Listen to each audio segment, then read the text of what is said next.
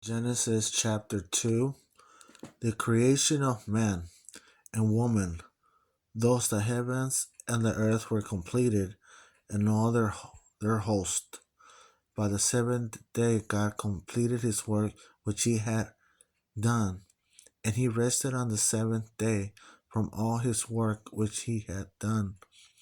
Then God blessed the seventh day and sanctified it, because in it he rested from all his work which God had created and made.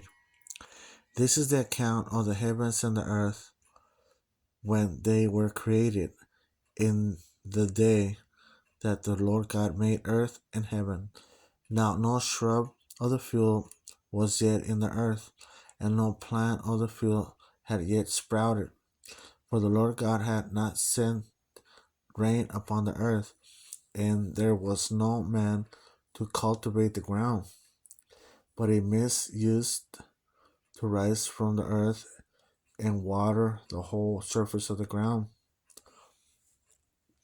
Then the Lord God formed man and dust from the ground, of the dust of the ground, and breathed into his nostrils the breath of life, and man became a living being.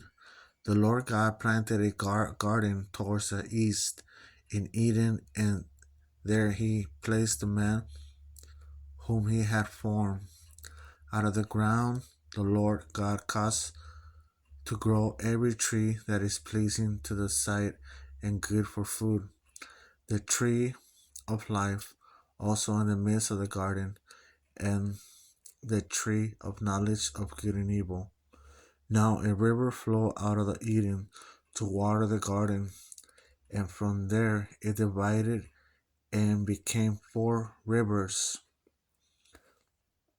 The name of the first river is Pishon. It flows around the whole land of Havilah, where there is gold. Um, the gold of the land is good. The bdellium and onyx stone are there. The name of the second river is Gihon. It flows around the whole land of Cush. The name of the third river is Tigris. It flows east of Assyria. And the fourth river is the Euphrates. Then the Lord God took the man and put him into the garden of Eden to cultivate it and to keep it.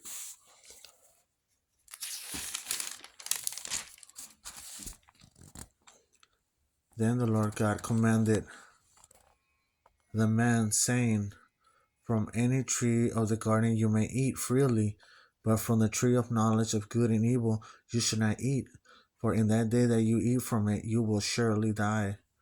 Then the Lord God said, it is not good for the man to be alone. I will make him a helper suitable for him. Out of the ground the Lord God formed every beast of the field and every bird of the sky, and brought them to the man to see what he will call them. And whatever the man called a living creature, that was his name. The man gave names to all the cattle, and to the birds of the sky, and to every beast of the field. But for Adam there was not found a helper suitable for him. So the Lord God caused a deep sleep to fall upon the man, and he slept. Then he took one of his ribs and closed up the flesh at that place. The Lord God fashioned into a woman the rib which he had taken from the man, and brought her to the man. The man said, this is now bone of my bones and flesh of my flesh. She shall be called woman, because she was taken out of a man.